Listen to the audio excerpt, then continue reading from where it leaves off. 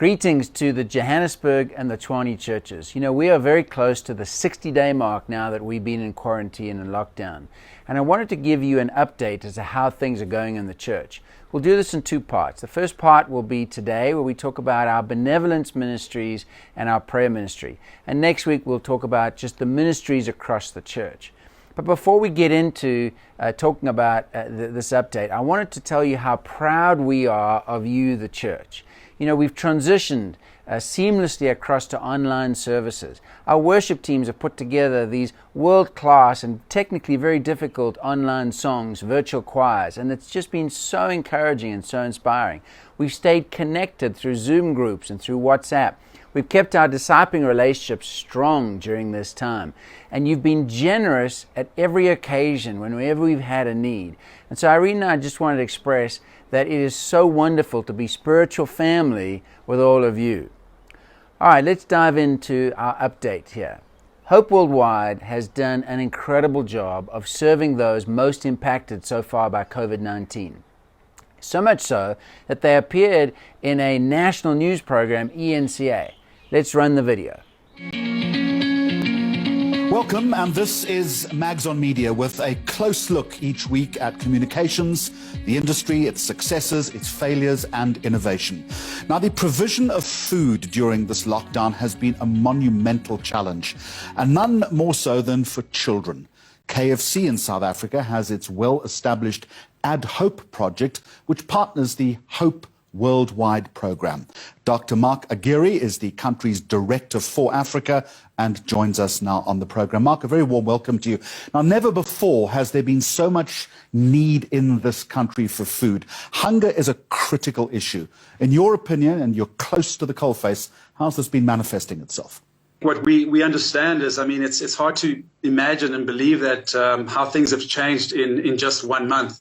And I know that for many, life may be at a standstill, but for many others, it's actually been a downward spiral. We already have millions of people living in poverty. And I think with the pandemic and the lockdown now, we've had a lot more being pushed to the cusp of poverty and malnutrition. And in fact, the reality is many are experiencing this pandemic and the lockdown primarily as a hunger crisis, as a nutrition crisis. Even before lockdown, many of the children that we serve were one meal away from hunger. Remind us then, or amplify the effects of an empty stomach, particularly on a child. We know that many of the families that we work with often don't have much to eat. And how do you go to school on an empty tummy? How are you able to learn and concentrate and play and engage? And we know also that poor nutrition affects, concentration, cognition, learning. So there's not only a cognitive aspect to this, but there's also an emotional and physical aspect to this that impacts how a child learns and how they grow and how they develop. So I think we're facing a major crisis now, especially in the space that we operate, which is the early childhood development space. We know that the first few years of life are the most critical to a child's development.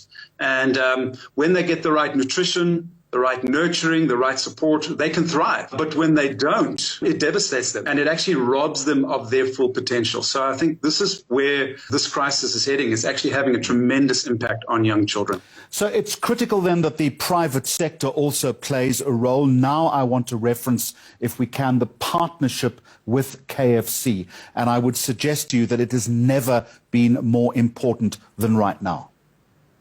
Absolutely. We have a wonderful partnership with KFC at Hope. Over the last 8 years, we've been able to feed thousands of children in need, both in the preschools and in the home environment. We have children that aren't even able to attend preschools because the parents just can't afford it. It's important to realize that every bit counts right now. We started small about 8 years ago with them, and today we're feeding over 30,000 children.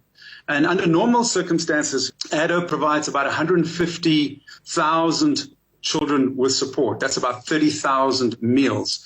And we've been able to partner with them during this critical time to make sure we're getting emergency relief to families and children that need it most. And so these are unprecedented times, and it requires everybody coming on board. And so we've been working very closely with Ad Hope to make sure that we are getting support to almost 140 other nonprofit organizations. Many of them are early childhood development centers or feeding schemes. And so far, together, we've been able to distribute about 15,600 parcels, which has reached about 78,000 people. What's wonderful about this partnership, we also are working very closely with Macro, and they're able to provide us with food parcels that are cost plus one. We're able to stretch the funding that we get to maximize the benefit for children, and they're able then to deliver it to distribution points. So it really is about a joint effort. It's about the power of partnership that is going to make the difference. And I thank you for joining us. The power of partnership. We are so encouraged by the partnerships we have with KFC, Ad Hope, and MassSmart, and several other companies. But we're also very encouraged by the partnership we have with you, the church. It's just so encouraging to see the generosity and offers of support from many, many brothers and sisters who are willing to get in there, show their solidarity and love towards those in need. Thank you so much. Now I'm going to let Gloria share a little bit about what we're doing and how you can help partner with us to make a difference during COVID-19. Thank you so much. Good day, brothers and sisters. My name is Gloria Nkosi from Hope Worldwide South Africa. I'm Sylvia Mabata, PSG officer from Hope Worldwide South Africa. And I'm Sharon, the community worker of Deep Slot. As we know, Hope Worldwide South Africa helps support children all over South Africa. Over the past 7 weeks, we've been able to support over 12,000 families and children in need with food parcels across the 9 provinces. We are getting lots of requests for support for families affected by COVID-19 and the lockdown. The church can help by donating 300 rand towards a food parcel, which will help a family. Please keep us in your prayers. Not only are we proud of the work that Hope Worldwide is doing, but we're very impressed with our benevolence teams across every region of the church. Iva is going to give us an update right now.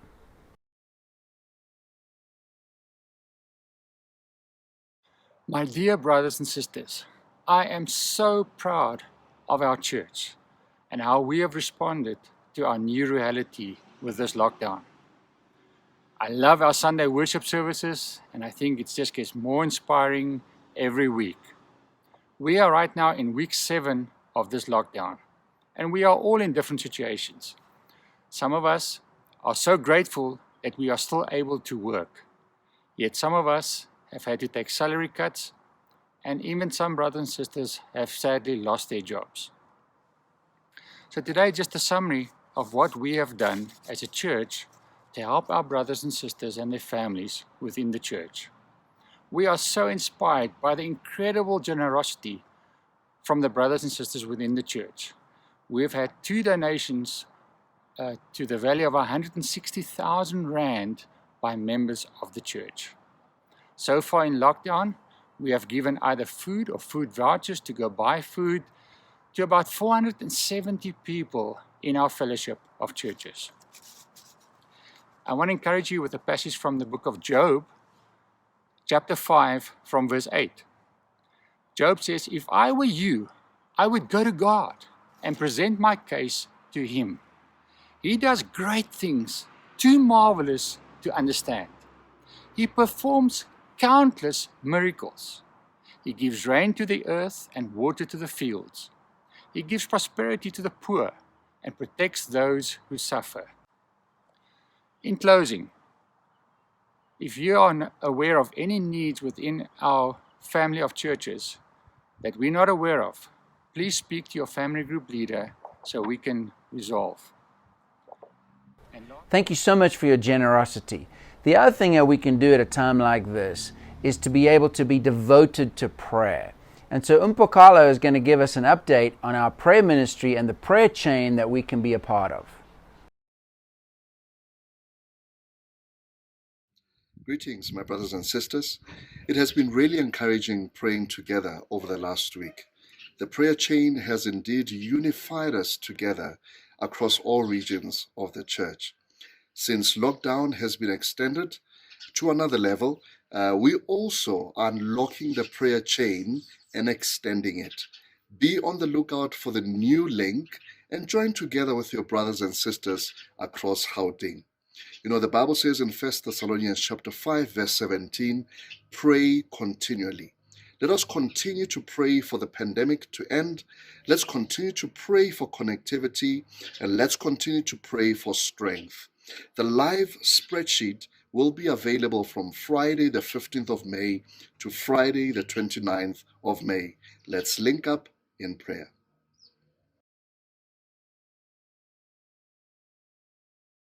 Good day, brothers and sisters.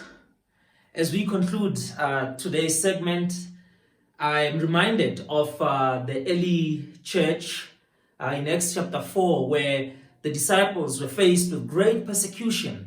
And, they say an amazing prayer in verse 26. And as they lift up their voices to God in prayer, they ask for boldness in the face of great persecution.